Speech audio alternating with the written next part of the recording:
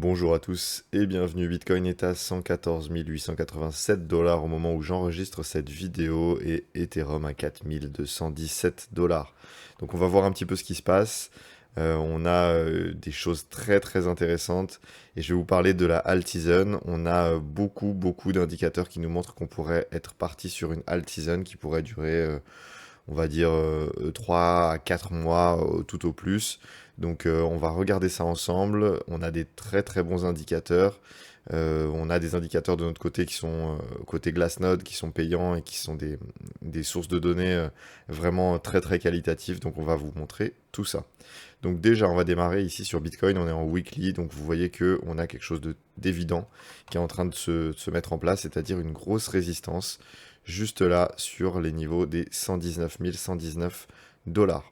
Donc ici, vous voyez qu'on a une résistance qui a fait barrage quand même pendant de nombreuses semaines, hein. Depuis le 7 juillet, on n'a jamais été au-dessus en termes de clôture. On est resté, on a fait des mèches, on a fait des incartades, etc. Mais à chaque fois, on s'est fait rejeter à la fin de semaine. Donc ici, évidemment, ça va être un gros niveau à surveiller. On le savait, sur Bitcoin, on est dans un range généralement l'été qui se forme. Donc là, vous voyez, le range, il est évident, il est entre ces deux bornes. On a des petites déviations au nord, des petites déviations au sud.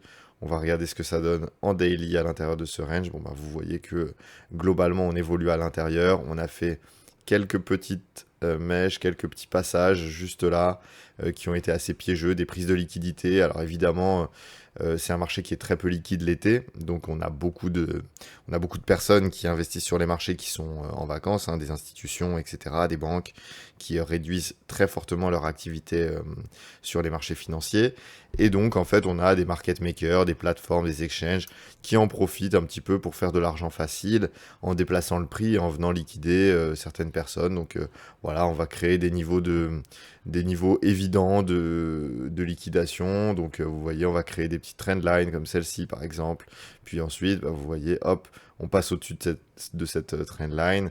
On a un achat de trendline. Et puis, hop, on se fait rejeter, on repart à la baisse. Évidemment, si vous êtes trader, vous devez être très vigilant pendant ces périodes-là d'illiquidité parce que le prix peut avoir des mouvements qui sont peu cohérents. Mais quand on fait de l'investissement long terme, comme ce qu'on prône dans nos accompagnements privés avec nos clients, bon bah nous, on est assez spectateurs de ce qui se passe, hein. Vous voyez que ici, de toute façon, tant qu'on n'a pas de niveau d'invalidation clair et de reprise d'une tendance baissière, c'est-à-dire une cassure nette et franche de cet order block, hein, qu'on avait formé aux alentours des 108 000 dollars.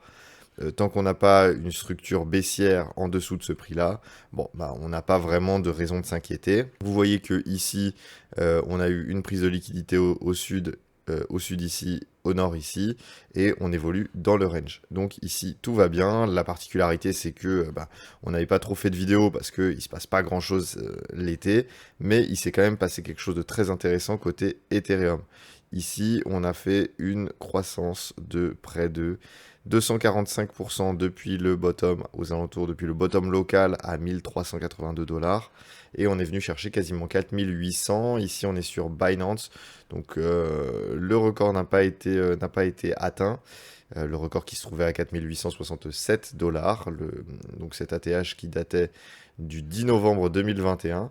Donc il va falloir être un petit peu patient, mais honnêtement, on a de très bons signaux qui nous invitent à penser que bah, tout ça, ce mouvement-là, qui a laissé beaucoup de personnes sur le banc, c'est que le début et que on pourrait avoir des mouvements similaires sur d'autres altcoins et une continuation haussière pour Ethereum dans les prochaines semaines. Donc déjà, quelque chose qui est intéressant, c'est au niveau des ETF. Vous voyez que sur les ETF, on a une stagnation côté Bitcoin. Vous voyez cette courbe, hein, on a eu une grosse expansion, on a eu beaucoup d'achats, hein, c'est ce qui nous a amené jusqu'à ces 120 000 dollars. On stagne, c'est assez logique, hein, comme je vous le disais, c'est assez logique que sur l'été, on ait une stagnation. Mais vous voyez qu'ici, cette stagnation, elle n'est pas du tout présente sur Ethereum. Sur Ethereum, et notamment le ticker ETHA donc, de BlackRock, lui, on a vraiment des très gros volumes. Donc regardez cette courbe, ok? On avait eu une augmentation, une courbe qui avait été haussière à l'époque, justement sur novembre 2024. Bah, on va regarder ce que ça avait donné, mais sur novembre 2024, on avait eu ici une phase haussière, mais vous voyez que c'est incomparable par rapport à la pression acheteuse qu'on est en train de subir là en ce moment sur Ethereum. Vous avez des journées à 600, 500 millions d'inflows sur les ETF Ethereum, sachant que vous avez une capitalisation qui est nettement moins importante. Je vous rappelle que la capitalisation, si on fait un tour sur CoinMarketCap, vous allez voir que Ethereum, on a une capitalisation boursière qui est globalement 5 fois moins élevée. D'accord? On a 436 millions là on est en euros, de market cap versus 2 milliards. Donc ici, on est sur des accumulations qui sont très fortes. Déjà, ces niveaux-là sont très importants sur Bitcoin. Mais alors, imaginez-vous sur Ethereum, sur un coin aussi peu liquide, avec une market cap aussi faible. Alors évidemment, quand on a la rotation de capitaux, vous connaissez le schéma aussi bien que moi, mais quand on a une rotation de Bitcoin à Ether, c'est la première brique qui nous amène sur une alt season. Évidemment, hein, toutes les personnes qui criaient au fait que la alt season ne reviendrait plus, bon bah là, forcément, ils commencent un petit peu à douter parce que si on a un passage de Bitcoin à Ether, alors que tout le monde nous disait que les ETF allaient drainer uniquement le flux sur Bitcoin, que comme on dit, winner takes all, et donc forcément la crypto qui est la plus valorisée va emporter tout le reste. Bon bah là vous voyez que c'est un scénario qui est un petit peu mis à mal, d'autant que on a maintenant des ETF chez Solana également. On a des petits volumes. Alors bon, ça reste assez anecdotique, hein, honnêtement. Bon, c'est normal, c'est assez peu disponible en réalité comme ETF, mais vous voyez qu'on en a un petit peu également, et évidemment qu'on va avoir avec l'afflux de liquidités, comme sur le marché américain où le Bitcoin s'est envolé, on a eu une très puissante remontée du S&P 500 depuis son point bas du 7 avril, après les négociations sur les tarifs douaniers. Bon, évidemment, quand on a un Russell 2000 qui performe, on a évidemment du coup, vous voyez, hein, le Russell 2000 qui lui aussi reprend fortement des couleurs. Donc évidemment tout ça c'est très lié à la liquidité, mais la liquidité elle est sur le point d'évoluer puisque je vous rappelle que l'inflation est stagnante, hein. Vous voyez qu'on est à 2% d'inflation sur Trueflation, donc ça veut dire qu'on est un petit peu au-delà, on est vers les 2,8 au niveau du PCE Core. Je vous rappelle que le PCE Core, c'est le chiffre de l'inflation que regarde la Réserve fédérale américaine pour ajuster sa politique monétaire et essayer potentiellement de baisser ses taux pour augmenter l'inflation ou d'augmenter ses taux pour baisser l'inflation. Donc ici, vous voyez qu'on est aux alentours des 2% depuis le mois de mai. Donc c'est très rassurant, ça veut dire que l'économie américaine, non seulement elle reste relativement forte, alors on a eu quelques petites frayeurs côté marché de l'emploi, etc. Mais on a eu également une stagnation de l'inflation, et ça c'est super positif parce que la Réserve fédérale américaine, je vous le rappelle, a deux mandats, maintenir une inflation au niveau des 2%, et s'assurer que le marché de l'emploi reste stable aux États-Unis, d'accord? Donc pas faire un excès de chômage. Et donc là, on a une inflation qui est maîtrisée et un marché de l'emploi qui commence un petit peu à donner des signes de faiblesse. Alors honnêtement, ça reste assez anecdotique, hein, surtout par rapport à notre position sur le chômage en Europe. Mais ici, vous voyez que c'est plutôt pas mal, et donc ça a conduit ici la Réserve fédérale américaine à potentiellement réviser sa politique monétaire. Et ici, vous voyez que pour la réunion du 17 septembre 2025, donc ça commence à approcher, hein, c'est dans environ un mois, dans 4 semaines, on aura la réunion sur de la Réserve fédérale américaine sur une décision potentielle de baisse des taux, et vous voyez qu'on a 83,6% de chances d'avoir une première baisse des taux à ce moment-là. Donc 25 points de base de baisse, c'est très positif parce que ça amorcerait enfin un retour de la baisse des taux. Je vous rappelle que les dernières baisses des taux, c'était juste avant l'élection de Donald Trump, donc ça commence à faire quand même pas mal de temps. Ça fait 3 trimestres que on stagne sur les baisses de taux, qu'on n'augmente pas mais qu'on baisse pas. Et ça, le marché, c'est aussi quelque chose qu'il avait un petit peu eu du mal à digérer, hein. Évidemment, quand on va regarder le marché américain, il était quand même drivé, cette hausse là de fin d'année, entre on va dire août 2024 et décembre 2024, elle a été fortement drivée par le fait que on allait avoir potentiellement une continuation de la baisse de taux et donc une augmentation des liquidités, etc. Et puis finalement, bah, ça a été un peu contrecarré parce que l'arrivée de Trump a beaucoup chamboulé les esprits et donc ici on a eu une révision un petit peu de la politique monétaire de la Fed. Et donc vous voyez que là, on aura une première baisse de taux, suivie d'une seconde probablement juste avant Noël, hein, aux alentours du 10 décembre, avec une suivante début janvier. Donc honnêtement, le rythme de baisse de taux comme ça, il est assez sain. Donc on a des baisses de taux tous les 2-3 mois. C'est assez logique pour venir se stabiliser aux alentours des 3%. Donc on aura une baisse de 100 points de base. C'est beaucoup et à la fois c'est très très positif pour tout ce qui est petite capitalisation. Parce que les petites capitalisations réagissent énormément à tout ce qui est mouvement sur les baisses de taux et sur les politiques monétaires. Donc au niveau des news économiques, cette semaine, on a quasiment rien à se mettre sous la dent, hein. On va voir les PMI manufacturiers, les PMI des services. Ça, voilà, ça va vous donner un indicateur sur la santé de l'économie, que ce soit en Europe, en France, en Allemagne, et puis ensuite aux États-Unis. Donc ça, c'est pour jeudi 21 août. Mais globalement, c'est pas ça qui influence énormément le marché. Semaine prochaine, il va falloir attendre vendredi 29 août pour avoir une première indication sur l'inflation américaine, le PCE Core. On était à 2,8% le mois dernier. On en avait parlé, hein, je vous ai dit, on a à peu près 0,8% enfin on a 0,8 points d'écart entre justement l'inflation de Truflation et l'inflation ici du PCE Core. Donc ici, on avait l'inflation du mois de juin à 2,8. Donc là, il va falloir regarder sur juillet. Sur juillet, vous voyez que on était juste là, on était aux alentours des 2%. Donc on devrait avoir un PCE Core qui reste stable. C'est plutôt positif. Donc voilà, et donc il faudra attendre forcément la rentrée de septembre pour voir un petit peu ce qui va se passer. D'un point de vue technique sur Bitcoin, bon bah il se passe ce qu'on voyait qui se passe, on est dans un range, etc. Et vous voyez qu'on est en train de reproduire de manière assez similaire ce qu'on avait pu observer sur 2020. Donc on va voir, mais on a pas mal de choses qui nous font penser à 2020. Bah, vous voyez qu'avant l'été, on avait eu ici une grosse augmentation, hein, on avait eu un range qui avait été cassé à la hausse sur fin juillet avec une grosse impulsion haussière. Un range avec bon, bah, voilà, des petites déviations au nord, au sud, etc., que ce soit là ou là.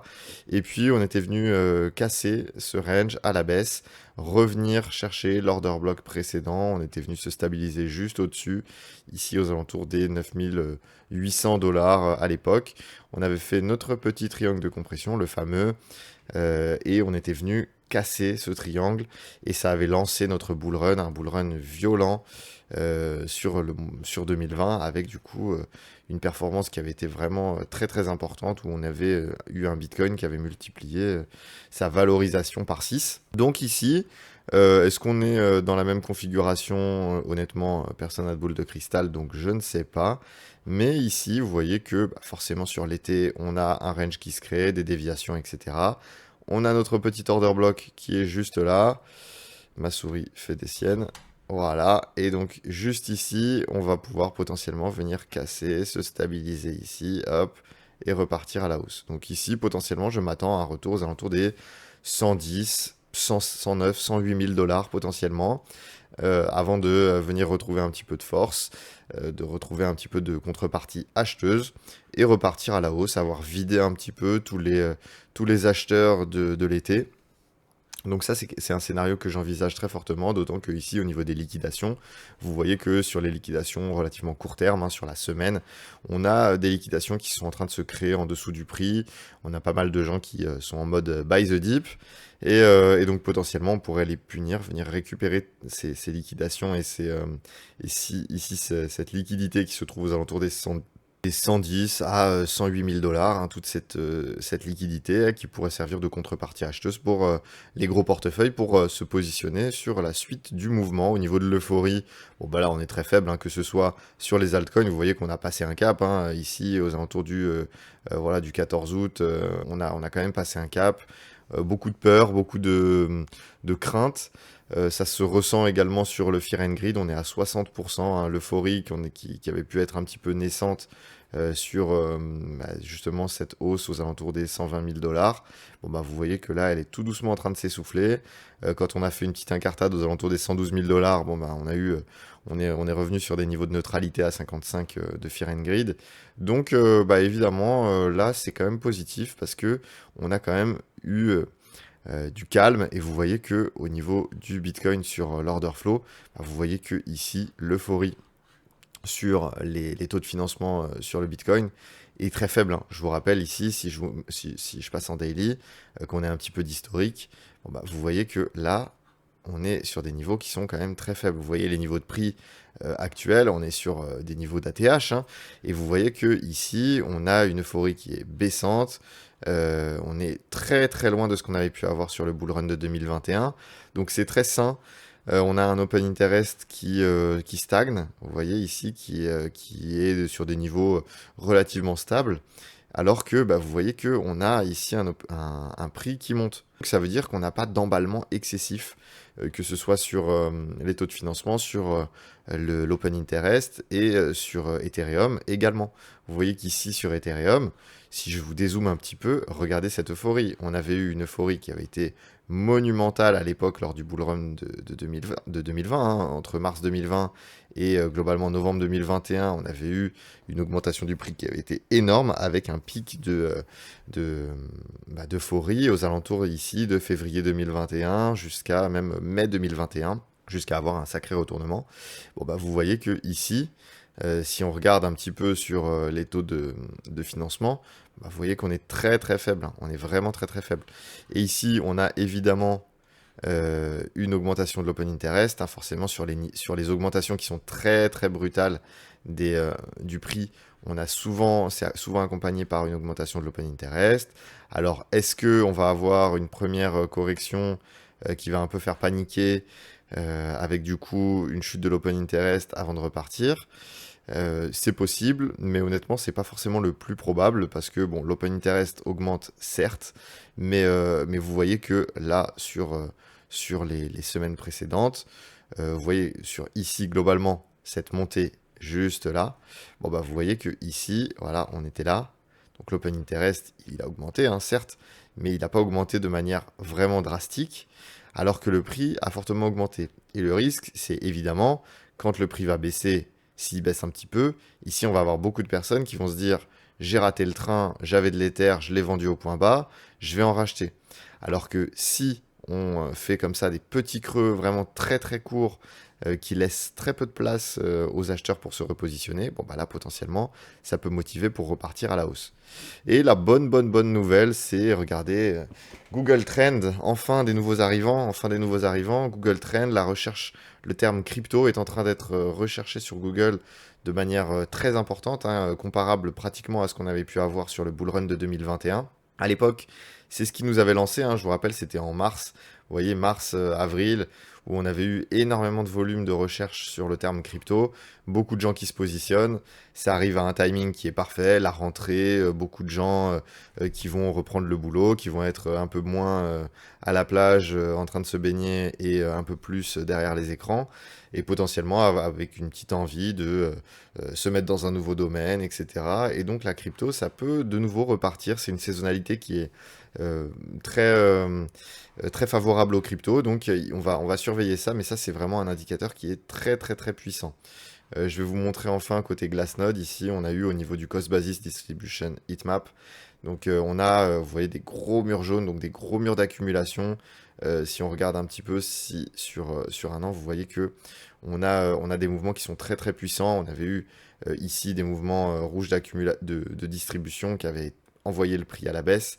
Et bah là, vous voyez que les mouvements d'accumulation qu'on a ici sont maintenus jusque-là. Donc ici c'est quand même très très positif, hein, la configuration qu'on a. On a toujours des bitcoins qui sortent des exchanges. Donc vous voyez la position nette. Quand c'est dans le rouge, ça veut dire que les bitcoins sont envoyés sur des ledgers, des cold wallets, etc. Donc ici c'est encore le cas. C'est très positif. Au niveau de la prise de profit, on est très faible. Donc vous voyez ici les courbes de prise de profit en orange. Donc on a on avait eu des prises de profit sur l'augmentation en décembre 2024. On en avait eu un petit peu ici sur ici le passage à 120 000 $. Mais vous voyez qu'ici on reste très très stable. Et ça c'est positif, hein, sur Bitcoin, puisque ça veut dire qu'on a des personnes qui pensent que c'est pas encore le moment de prendre des profits. Le cycle n'est pas terminé. Et vous voyez ici, pareil, sur Ethereum, on avait eu des grosses zones d'accumulation. Ah, vraiment, ça c'est très très important, hein. Ici, on parle du beaucoup de supply qui a été acheté sur ces niveaux de prix-là. Évidemment, c'est ce qui a fait décoller le prix, parce que quand vous avez autant d'achats, et bah forcément, vous avez un déséquilibre entre l'offre et la demande. Et donc là, on a eu un prix qui a décollé, avec ici, vous voyez, une zone d'accumulation qui augmente. Ici, vous voyez, donc les lignes rouges qui sont successivement un peu plus hautes. Et ça veut dire que les personnes rachètent, les personnes qui avaient acheté ici continuent à racheter. Et donc leur prix moyen est en train d'augmenter. Mais ici, donc ça veut dire qu'elles tiennent leur position. Vous voyez ici des petites lignes qui commencent à augmenter, etc. Ça veut dire qu'on a beaucoup de gens qui soutiennent ce mouvement de prix haussier. À l'inverse, vous voyez que c'était le cas à la baisse, vous aviez des baisses ici successives, des lignes qui se créaient, et ça veut dire justement que la distribution est soutenue. Donc voilà, on va s'arrêter là pour cette vidéo. Vous voyez des très très bonnes nouvelles sur Bitcoin, sur Ether, et donc sur la majorité des altcoins, hein. Je vous rappelle que ici, je continue de parler évidemment toujours. Ici, vous voyez que au niveau de la dominance, hein, on a passé le cap des 60%. Donc moi, j'avais fait mon petit tracé ici, qui commence pour le moment à se vérifier. Donc j'avais pensé effectivement que l'alt season allait démarrer un peu plus tôt que ça. Il a fallu attendre quand même la fin du mois de juin. Mais ici, bon, bah, on est en train de suivre cette courbe. Et honnêtement, je pense vraiment qu'on pourrait atteindre ici ces niveaux aux alentours de 42-43% de dominance d'ici le mois de novembre. Donc ici, je pense que le mois de septembre et d'octobre pourrait être très très très haussier sur les altcoins. Donc préparez-vous, c'est le moment de vous familiariser avec l'investissement, de ne pas faire d'erreurs. Pour ceux qui veulent, on a toujours nos accompagnements privés qui sont disponibles. Vous avez tous les liens en description si vous voulez être accompagné, si vous voulez faire les choses dans le bon ordre, dans le bon sens. On a une formation en analyse technique qui vous est offerte à chaque nouveau client avec près de 7 heures de contenu vidéo qui vous explique voilà, les théories de Wyckoff, les vagues d'Elliott, Ishimoku. Enfin bref, on a vraiment tout sur l'analyse technique et on vous accompagne en one-to-one avec un mentor. Quand vous nous rejoignez, vous avez un mentor qui vous est attribué. Vous échangez avec lui au quotidien et ce mentor-là, du coup, il va pouvoir vous définir votre stratégie et vous allez pouvoir échanger avec lui, lui poser des questions, sur quelle crypto investir, comment faire, etc. Donc n'hésitez surtout pas, on a encore des places de disponibles, donc j'espère qu'on se retrouve de l'autre côté, vous avez tous les liens en description. Je vous remercie et passez une bonne fin d'été, merci.